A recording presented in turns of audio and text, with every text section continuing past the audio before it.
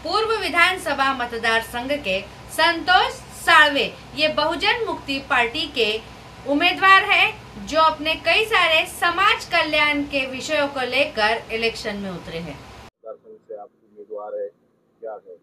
सबसे पहले मैं अपना इंट्रोडक्शन करना चाहता हूँ। मेरा नाम संतोष पुंडलिकराज साळवे है। मैं औरंगाबाद का रहने वाला हूँ और मैं पूर्व विधानसभा 109 से खड़ा हूँ मैं, और मैं बहुजन मुक्ति पार्टी का वाहिद उम्मीदवार हूँ। हाँ जी। क्या मुद्दे लेकर खड़े हुए हैं? मुद्दे तो काफ़ी सारे मुद्दे हैं, पर मैं कुछ खास मुद्दों पे मैं नज़र डालना चाहता हूँ। मैं जैसा पहला मुद्दा है कि SC ST OBC समाज, SC ST OBC और माइनॉरिटीज़ जितने भी लोग हैं उनकी जाति आधारित जनगणना की जाए और उनको उनके जाति के आधार पे आरक्षण और अधिकार दिया जाए। दूसरा मुद्दा जो है, जो अभी फिलहाल में सबसे ज्वलंत मुद्दा है, वो है मराठा आरक्षण का। मराठा समाज के लोगों को सरसकट कुणबी डिक्लेयर करके उनको उनके लोक संख्या के हिसाब से आरक्षण दिया जाए। तीसरा जो मुद्दा है, जो यहाँ पे कोई भी उठता है और संत महापुरुषों के बारे में गलत सलत बात बोलता है, हम उसके ऊपर विधानसभा में बिल लाने वाले हैं। और यहाँ पे सबसे अहम बात कि 30/3/2023 को औरंगाबाद में किराड़पुरा राम मंदिर में वहाँ पे एक जातिवादी दंगल हुई थी, और उस दंगल में कुछ बेगुनाह मुसलमान मारे गए थे। हमको जैसा पता चला, हम उनके घर पे जाके उनको बताया कि आपके साथ जो नाइंसाफ़ी हुई, वो नाइंसाफ़ी के लिए हम आपके साथ है। माननीय वामन मेश्राम साहब ने उनके लिए हाई कोर्ट में उनको सपोर्ट करने के लिए हमने कोर्ट में केस दायर किया। हम चाहते हैं कि सरकार की तरफ से उनको उनका हक मिले, मुआवजा मिले। और उसके साथ में ही औरंगाबाद में बहुत पहले से पानी का मसला चालू है।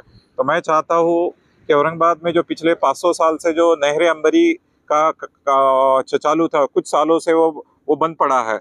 हम जैसे सत्ता में आते हैं तो नहर अंबरी का जो पानी का सिस्टम है, उसको वापस उसको पुनर्जीवित करके वो लोगों के लिए आम करना चाहते हैं। साथ में ही SC ST प्रवर्ग पे सरकार ने क्रीमी लेयर की एक फाइनेंशियल एक अट लगाई है। जैसे हम सत्ता में आते हो, वो क्रीमी लेयर की अट हम पूरी तरह से खत्म करना चाहते हैं। और सबसे आखिरी में SC ST OBC समाज को हम SC ST OBC माइनॉरिटीज़ के लोगों को हम पूरी तरह से सुरक्षा प्रदान करेंगे। हाँ जी। मुसलमानों के कब्रिस्तान के लिए भी आपने दावा किया? हाँ जी, 2019 से हम नारेगांव के मुस्लिम समाज के कब्रिस्तान के लिए हम वहाँ पे कोशिश कर रहे हैं। सरकार ने हमको हर बार चॉकलेट दिया है, उनको हर बार के दावे दिए कि हम आपको आने वाले कुछ महीनों में करेंगे।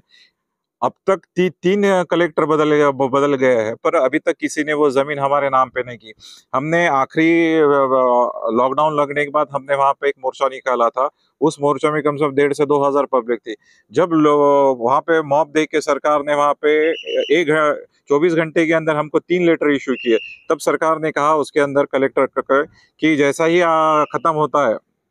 ही इलेक्शन खत्म होता है, हम आपको एनी हाउ जल्द से जल्द ताबड़तोब तुम्हाला ते कब्रस्तान तुमच्या हवाले करण्यात है।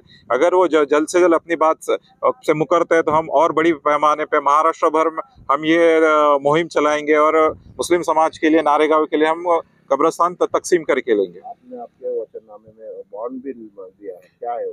मैं बहुजन मुक्ति पार्टी का एक कैंडिडेट हूँ मैं, और आज तक भारत के इतिहास में किसी कैंडिडेट ने आज तक बॉन्ड पेपर पे अपना वचननामा नहीं लिख के दिया है। मैं 500 रुपए के बॉन्ड पेपर पे ये लिख के देता हूँ। मैं जैसा ही मैं विधानसभा में जाता, अगर मैं अपनी बातों से मुकरता हूँ तो आप मेरे ऊपर केस दायर कर सकते हैं। ये भारत की पहली ऐसी वाहिद पार्टी है कि जो अपना करारनामा, अपना जाहिरनामा ये 500 रुपए के बॉन्ड पेपर पे दे रहे हैं। क्या कहेंगे पूर्व की जनता से, अपील करेंगे आपका निशानी वगैरह बताइए? मेरा पूर्व में मैं खड़ा हूँ, बहुजन मुक्ति पार्टी का से खड़ा हूँ मैं। मेरा निशानी है, मैं 28 नंबर के बटन पे मेरी निशानी है खाट मतलब खटिया मतलब कॉट। ये व्यवस्था घटिया है, इसका विकल्प खटिया है।